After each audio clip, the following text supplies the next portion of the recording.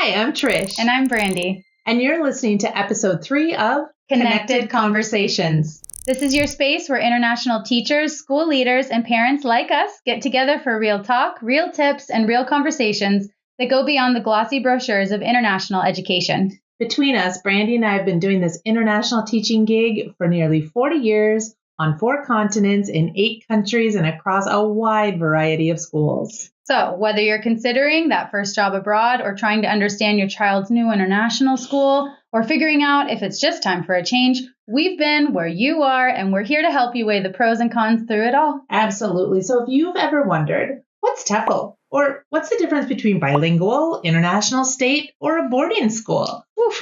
Well, you're in the right place. Let's dive in and let's get connected. Today's conversation is part of our International Files series, where we unpack the systems and logistics of international life, moving and working abroad. And today we will be going through a helpful demystifying guide to break down the key types of schools that you'll come across in the international education world.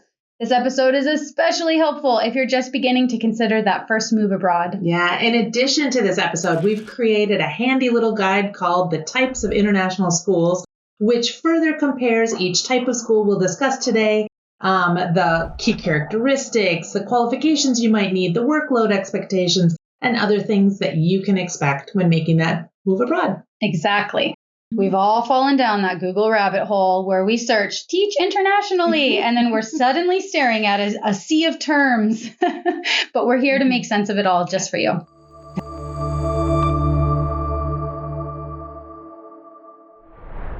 Okay, let's talk TEFL. Yay. First type of school today. Okay, Brandy and I have both been in this zone for about 12 years of combined experience. But what is TEFL? The short answer is teach English as a foreign language. These are language learning focused jobs. Mm-hmm. You will hear so many terms attached to this. EAL, ESL, EFL, TESOL, CELTA, Delta.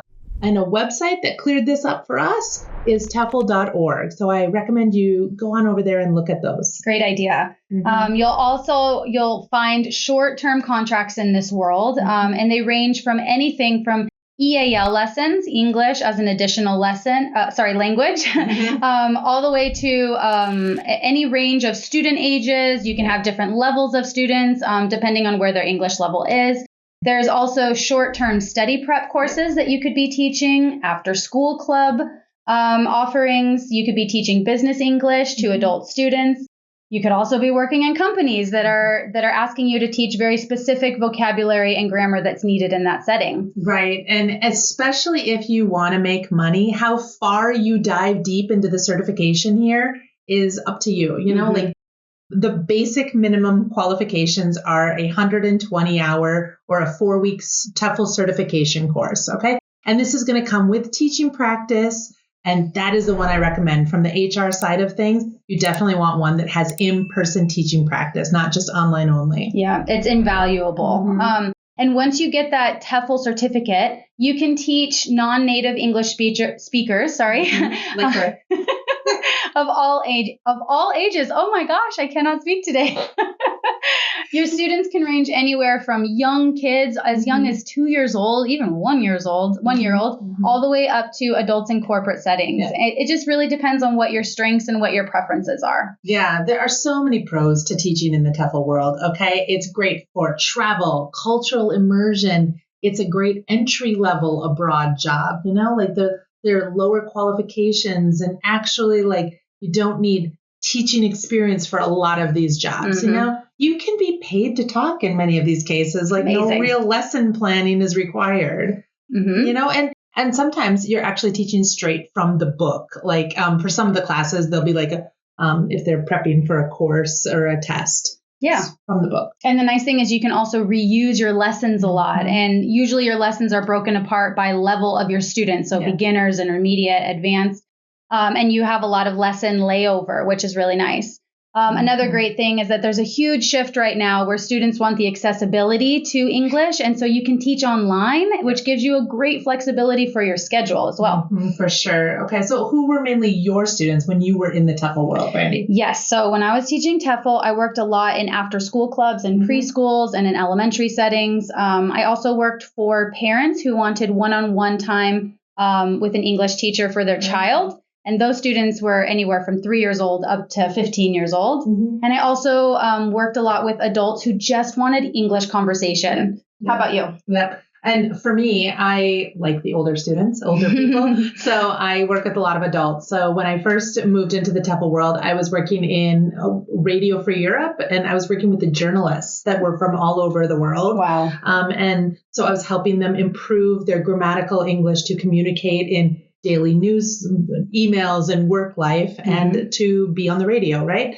After school, local students, in clubs as well a lot. And when I was in rural South Korea, I was in a lot of primary schools. I had summer camps that I've done with this. Yeah, there's so many different things you can do in the TEFL world. Tons of different options, but there can also be some drawbacks that aren't often advertised. For example, your lessons can be in multiple locations, and it's usually all around the city. You got to travel from one place to another, and that traveling time is unpaid usually. You're also going into your student spaces often, which means that you're going into their homes. You could be going into their office space in the middle of their workday. And lastly, there's last minute cancellations. That's a total norm in this world. Yeah, for sure. And I encountered other cons like lower pay, limited career development. You're an hourly contractor, so you got to keep track of your own hours and that kind of paperwork that comes with that. And also, in many countries, you have to have your own trade license to do it legally. This is, and that varies from country to country. I know here in the Czech Republic, you need to go through the whole bureaucracy of like a živnostenský list, right? So that is something special here. So, and it can also be really hard to keep your lessons going during the summertime. Yeah. Because your students are out on vacation and traveling, and they follow the school year a lot. So, and for me, final drawback for me, I was a mom and small child at home in this, and working after hours or weekends is really when students have time to take classes, and I didn't have time to teach them. Yes. So our recommendation for this world of teaching is for people who are newer grads, both in high school or university, travelers that don't have kids or don't have a family attached to them, as well as those who just want quick entry into working abroad and they have a freer schedule. Yeah. And the funny thing is, Brandy and I both started here despite being certified teachers in our home states. Yep. And I thought I'd be in Prague just 3 months. And I thought I'd be in Prague and hop over to Japan. And now I'm celebrating my 20th year here based in Czech Republic. And I'm celebrating my 13th year. Yep. So, TEFL world. Okay, this brings us to segment 2, where we're talking about international schools, the second type today. All right. This is probably the biggest umbrella term we see thrown around out in our world. Yes, this section is for you current educators in your home countries thinking, it's time for a change or an adventure.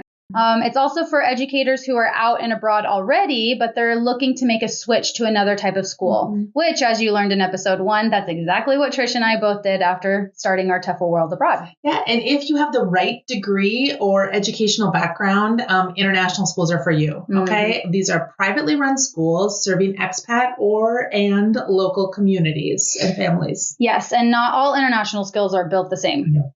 Schools, not skills. Skills aren't either.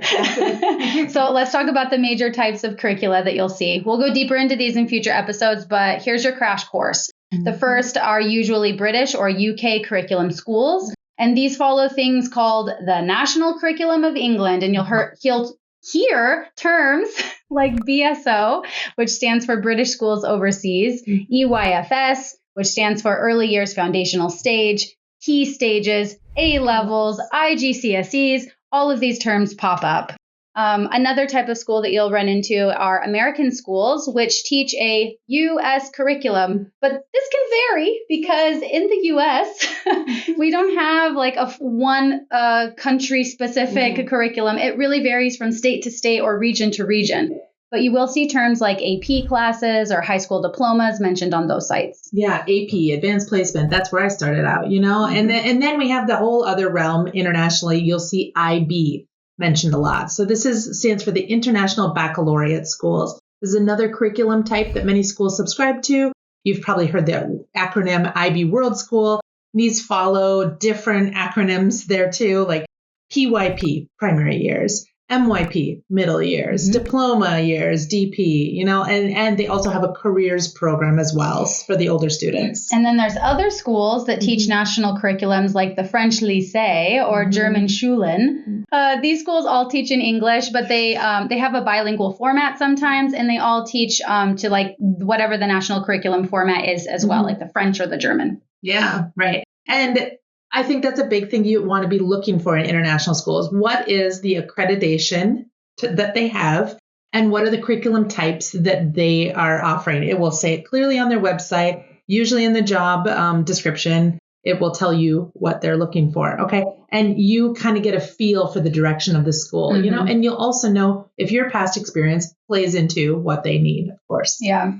So that's the overview for international schools. Let's quickly run through some of the pros and cons. Pros, you've got good salaries, especially at more established schools. You have stable contracts that typically run for 2 to 3 years, and then you usually get a renewal after. You also can receive visa sponsorship, especially at the reputable schools, and they help you relocate legally as well. And you also have strong professional development, career growth opportunities, and vibrant school communities. Yeah. But even in international schools, there are some cons to be aware of, okay, or some things that we know from our past experience, okay? So we would first say that jumping into the top schools is really hard to do out of the gate, okay? So set reasonable expectations for yourself, okay? Please, okay? And also, you're going to be expected to do a lot at these international schools, okay? There are high expectations. You're going to be expected to deliver engaging, well-planned lessons, stay on top of assessments, student tracking, grading, marking, all of the things you have to do to engage in school life beyond the classroom. Okay? Yeah. And also, these are highly competitive hiring process jobs, like they're, especially for some of the best schools, they get a lot of candidates for one position. Absolutely. Okay?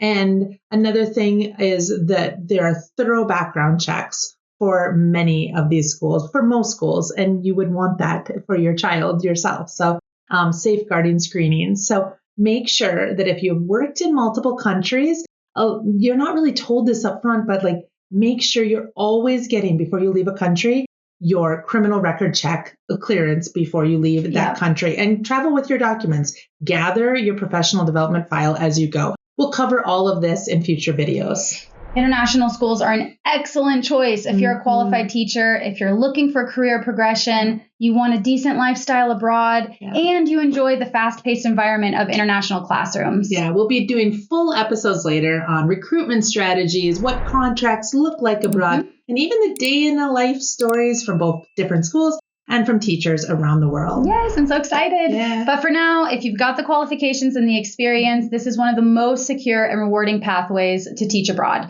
It's where I've been for the last 5 years now. And me for the last 8. But don't be like me and think that international schools just don't exist for qualified teachers. They're out there. Listen to episode 1 to hear about that story. All right, now let's take a look at our third type of schools that might be coming up for you on some of your search engines, or maybe they are, maybe they aren't. Okay, but they definitely exist abroad.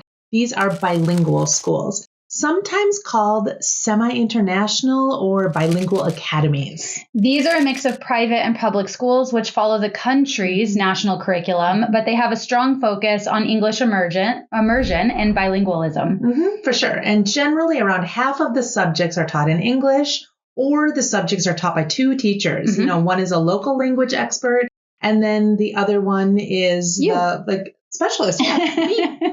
Yeah, these are very big in Europe, like Spain and in Italy, but you'll also see them in places like Prague and Latin America too. Yeah, and salaries at bilingual schools are all over the place. It's super hard to generalize. Some of the pays are on par with international schools, but others are closer to local pay scales, especially if they don't target expat families. But the benefits and the offers are all over the place too. Yeah. So remember, it's all about the school's context and the target population that it serves. Yeah, definitely. It's who they market to, who they serve. Okay. Yeah. So what are some of the perks and pros? I mean, first of all, cultural immersion is huge here. You know, like you get to live and work more like a local, especially if you're learning the language. That's a great thing. Absolutely. These schools are ideal for teachers who are open to co-teaching and collaborating with non-native English colleagues.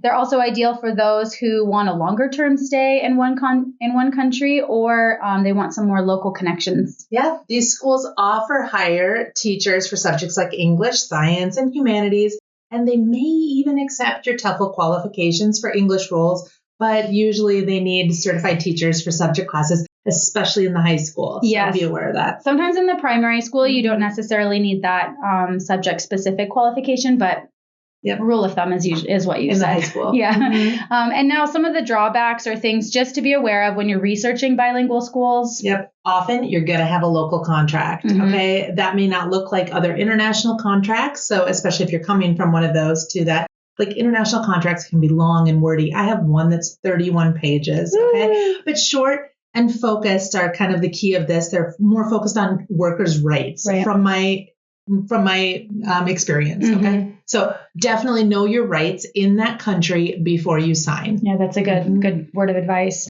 You'll also need to be flexible. The language levels vary widely. You might teach high school science to bilingual students in English, of course, or you might be teaching English grammar to absolute beginners who are learning how to say hello and how are you. You also might be sitting in meetings where you don't understand a word that is being said, as they might be in a different language. Some schools give you an excuse to not be in those meetings, but it's always beneficial to be there.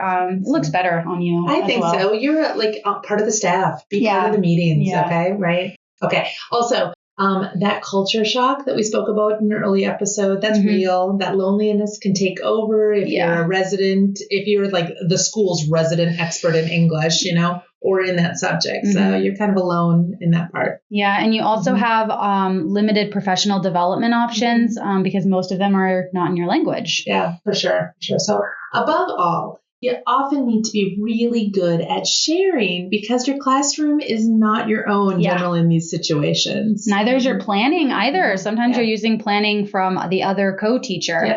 As for me, I've worked in bilingual schools for about 6 years, and the hardest part for me was the language divide between myself and my non-native English-speaking colleagues in the staff room or at team buildings. Everybody kind of clicks together because you want to talk with the people that you can understand. And so sometimes it's quite isolating being on your own and not being able to join the group. Yeah. But on the other hand, my 3 years in one of these Czech bilingual schools was fantastic because I was working in the language of English, obviously, and I did speak a little bit of Czech. Okay.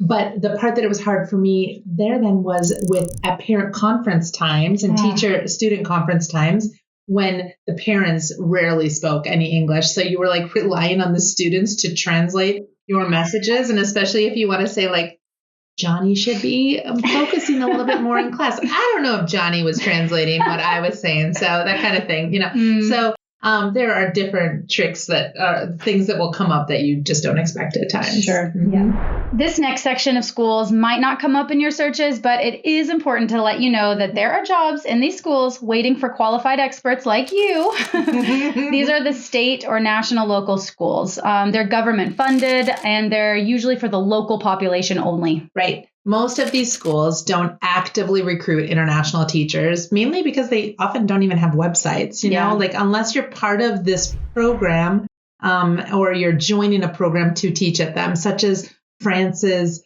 TAPIF program. And these programs are programs that will place you in schools as a language assistant. Okay. Right. Meaning you're not the lead teacher, but you do conversational lessons and help with the English classes. When I first moved to South Korea 18 years ago, I taught in a program like this. It was called EPIC at the time, English program in Cheongcheongnam-do. I believe that's how I say that.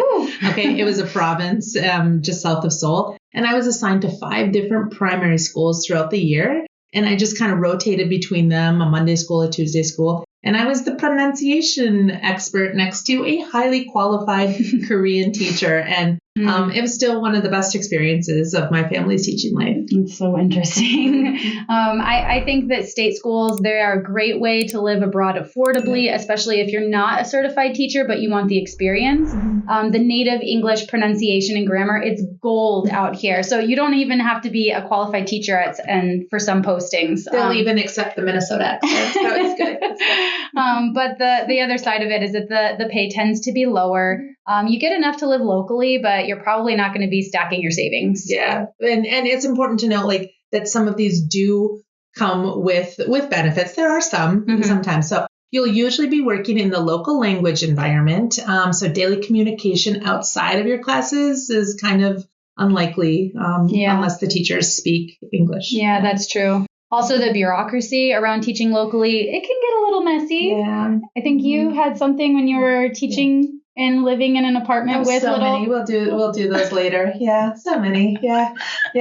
Like, Okay. I mean, like I've been given 3 apartments, I guess is what she's referring to. When we moved to South Korea, I was given 3 different apartments and nothing was really up to the standards of what we wanted for a 1-year-old wandering around like a gas hose on the floor kind of thing. But we made it through and we lived like locals and it was okay. And we survived and it was an adventure. That's what this career is. I mean, I guess the thing is that this is a low pressure route for teaching abroad. If you want to enter into this life, you have less prep and less grading, but it also comes with the challenge of less structure and fewer resources too. Yeah, the best route for those, I think this is a great route for those with local language skills or who want to practice those local language skills but definitely sign up for a special exchange program. You know, another one that you may know from the States is a Fulbright, right? That's what this is.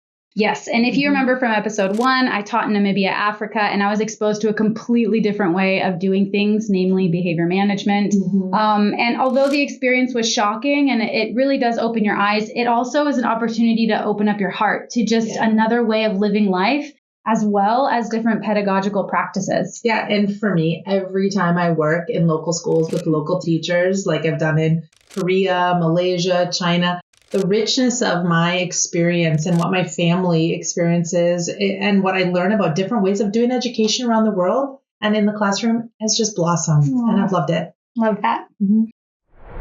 Now, last but not least, boarding schools. These can be a mix of any and all of the above schools that we've mentioned. But the biggest difference, as the name implies, the students and many of the staff, they live on campus. Yeah, right. And this, your personal and your professional life is absolutely going to overlap in this setting for sure. Okay. Boarding is a different way of life in so many ways. And if you're new to the realm of boarding schools, I can speak from my experience in boarding schools in China, Czech Republic, Thailand. You know, often there are 2 streams of hiring in this type of school. There's the teacher hiring, you know, the classroom teachers. And then there's like the boarding side and the residential staff side, often called the pastoral side. Okay. Sometimes these roles cross and mix, as mine have done at different times. And then that can put your foot in 2 doors and add a lot of hours to your day. Right. But that also means that your hours and your role extends way beyond the classroom, right? Sure.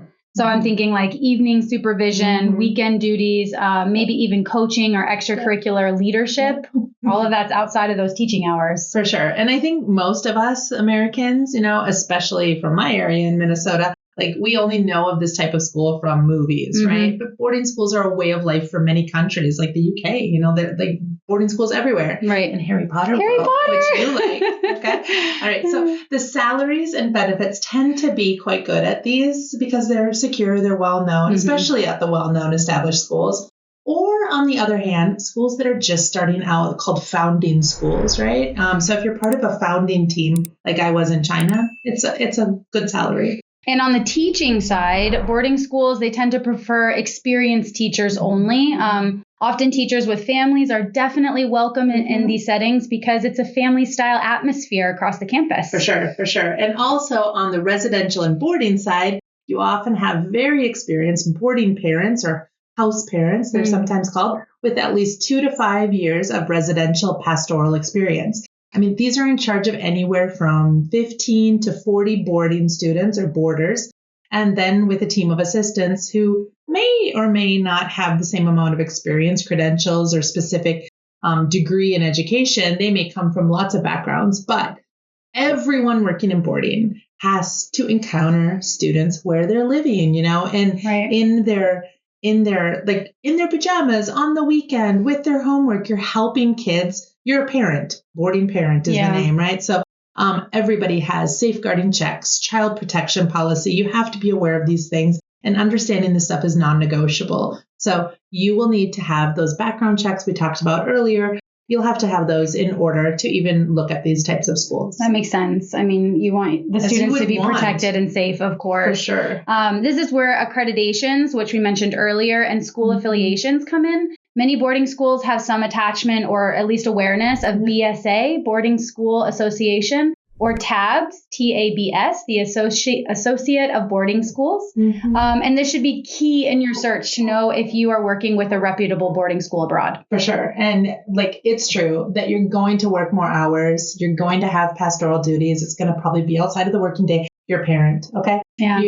You're not just their teacher, you're part of their home life too. So you really get to see the whole child develop. And that's a huge perk. I've loved it. You have a small community feel generally at boarding schools. You often have gorgeous campuses. I have been on some stunners. I've seen some of them. And there are lots of travel opportunities with students if they do trips, like on the weekend, and your housing is often included. So, which mine has been at all three of my schools. So amazing. So it sounds like it's a good option for teachers or those with little experience starting out. Those people who like to do active, exciting things with students, people who thrive in relationship building, because that's what boarding schools are all about. And those people who have a passion for just being a part of the educational community as a whole. Yeah. Also those who want to move into leadership roles fairly quickly. For sure. I always wanted to be in a boarding school. I've always been so curious. She's a Harry Potter fan, this one, right? You definitely should, though. I mean, really, I know my son absolutely loved the 2 years that he spent being in the boys' boarding house while I was on the girls' side working with the girls as a boarding parent. So loved it at our school in Thailand. Nice. All right, let's land this plane. That was a ton of information. And here is your quick recap. Okay. TEFL is entry-level language teaching, flexible but lower paid. International schools, those are for certified teachers. They offer career growth and stability. Bilingual schools mix local and English curriculums. Great for cultural immersion. And state schools offer short-term cultural experiences through language assistant programs. And boarding schools are high intensity but offer high rewards, especially for pastoral-minded teachers. And remember, there's no best option. It's all about what fits your career goals, your lifestyle needs, and whatever stage of life that you're in. Yeah, want to go deeper? Check out our Types of International Teaching Summary Guide at connectedglobal.org, and we're going to link those things in the show notes for you too. All right, so thanks for tuning in to Connected Global, where international teachers get real talk, real tips, and real connection. We really appreciate you spending this time with us. Thank you. We know your time is limited and your tabs are many, but we'd love to hear from you. So please drop us a comment if this episode helped clear things up or just gave you some new insights. And please share it with a friend or leave us a review. Stay curious and stay connected. That's right. And when you're done there, head over to connectedglobal.org for the summary guides that we've mentioned, things that accompany this episode. You're going to find more checklists, comparison charts, other resources and goodies that go beyond this episode. We're updating it daily. So please check back often and help us grow. Yes. And if you need more help, you can also book a consultation with us over at connectedglobal.org. Yeah. We know that sometimes you just need a listening ear to help you consider your options, and we're here for you for that. That's right. So until next time, may your contracts be clear, your school Wi-Fi be strong, and your coffee be fair trade and international. Oh, let's be glued together. Okay. Did you press it yet? No, because you haven't said anything yet. Oh, I think you can press it, and we can have a second that he cuts out in the beginning, don't you think? We're picking it up. We're okay. We're picking but it up. You don't have We're time. Fixing it. Okay.